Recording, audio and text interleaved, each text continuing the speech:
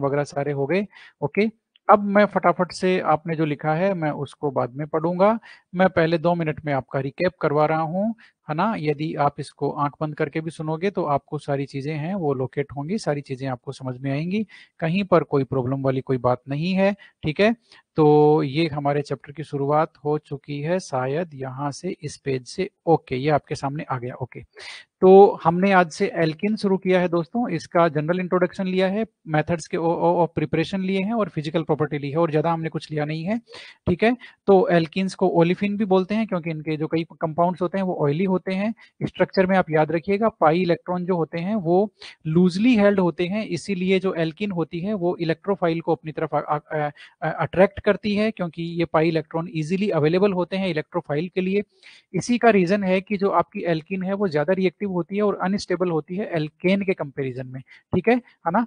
अब relative stability में हमारा जो मेन रूल है, थंब रूल है, हाइपर कंजुगेशन वाला या फिर greater number of alkyl group वाला, वो काम करेगा। लेकिन जहां पर आपके उससे डिसीजन नहीं हो रहा वहां पर आप हीट ऑफ हाइड्रोजनेशन की हेल्प लेंगे।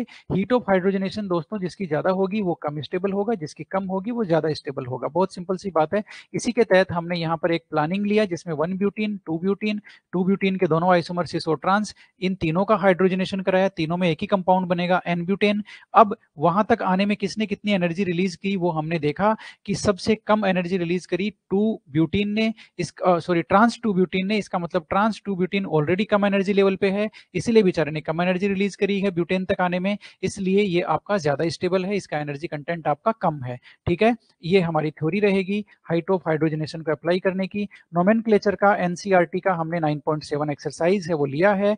अब इसको हमने यहाँ पर सोल्व नहीं किया है, इसको सोल्व आप करेंगे। कोई दिक्कत आएगी तो आप मुझे रिपोर्ट कर सकते हैं कहीं भी, आपके व्हाट्सएप ग्रुप में भी, कहीं भी। 9.8 और है जिसमें सिग्मा इलेक्ट्रॉन और पाई इलेक्ट्रॉन का नंबर निकालना है, इससे आपकी एक प्रैक्टिस होगी।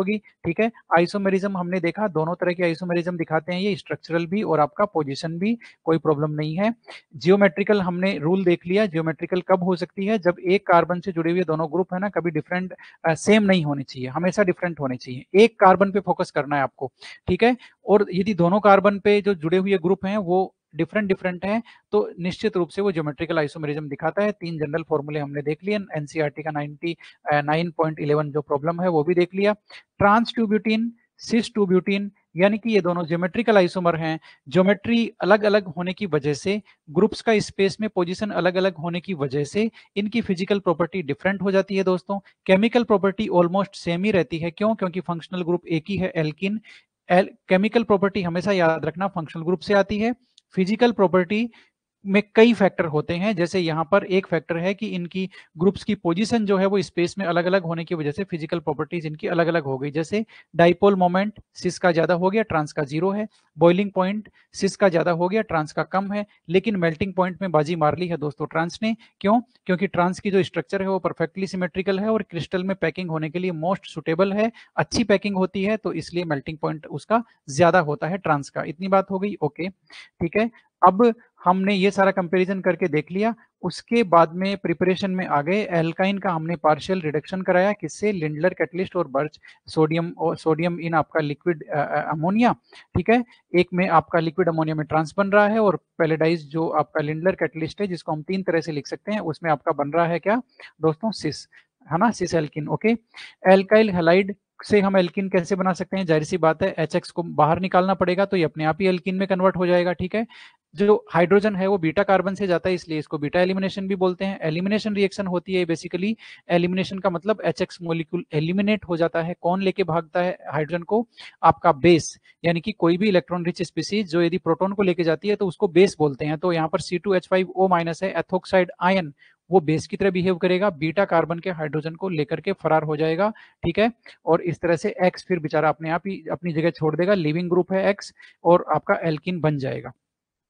इस रिएक्शन में इंपॉर्टेंट क्या है?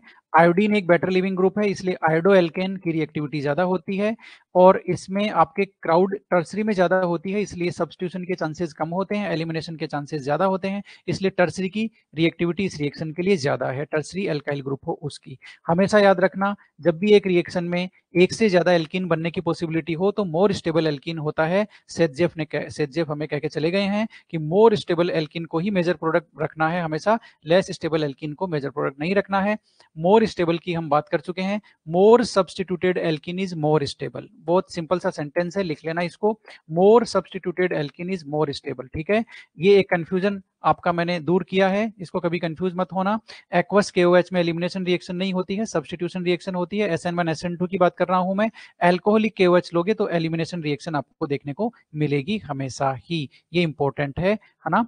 विसिनल डाई हेलाइड्स में से दोनों हेलोजन एक एक एटम से बाहर आ जाएंगे तो आपका जिंक डस्ट इसमें लेंगे तो आपका एल्किन बन जाएगा। एल्कोहल वाला ये मेथड थोड़ा सा अच्छा था, इसमें हमने डिहाइड्रेशन कराया, एसिड की प्रेजेंस में कराया, इसलिए एसिड कैटलाइज्ड डिहाइड्रेशन बोलते हैं। बीटा एलिमिनेशन ये है क्योंकि बीटा कार्बन से आपका हाइड्रोजन जाता है, रिवर्सिबल है, सारे स्टेप रिवर्सिबल होते हैं।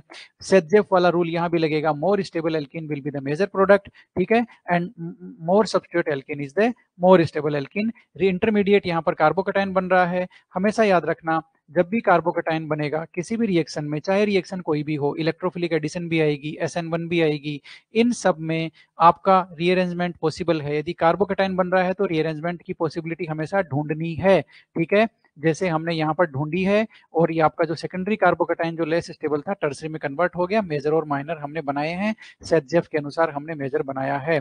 कोलबेज इलेक्ट्रोलाइटिक मेथड में ज्यादा कुछ नहीं है, डाइकार्बोक्सिलिक एसिड का सोल्ट पोटेशियम सोल्ट लिया, जैसे हमने एल्केन बनाया था, इलेक्ट्रोलाइसिस यहाँ भी करेंगे तो एल्किन बन जाएगा।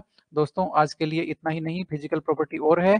फिजिकल प्रॉपर्टी में आप देखिए, फिजिकल स्टेट तो हमने लिख ही दी है, ठीक है ना। ये RPSC का कोई भरोसा नहीं है, ऐसे क्वेश्चन एक दो बार आए हुए भी हैं कि सॉलिड एल्किन जो होती है उनमें कितने कार्बन कम से कम होने चाहिए, तो 18 कार्बन कम से कम होने चाहिए, 18 से ज्यादा होगा तो वो तभी सॉलिड होगा, अदरवाइज वो लिक्विड और गैस होगा। इस RPSC का आप समझ रहे हैं ना, कोई भरोसा नहीं है।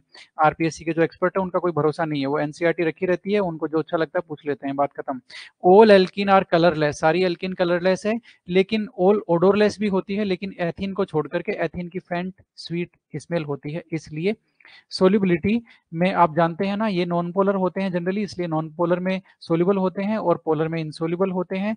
बॉइलिंग पॉइंट से रिलेटेड वही कॉन्सेप्ट है जो हमने एल्केन में बात की है, एल्केन का समझ में आ गया तो एल्किन का भी समझ में आया हुआ है, कहीं कोई प्रॉब्लम नहीं है, ठीक है। अब 2-मिथाइल प्रोपीन की स्टेबिलिटी ट्रांस 2-ब्यूटीन से, 2-मिथाइल प्रोपीन की ट्रांस 2-ब्यूटीन से ज्यादा नहीं होगी, बिल्कुल ज्यादा नहीं होगी।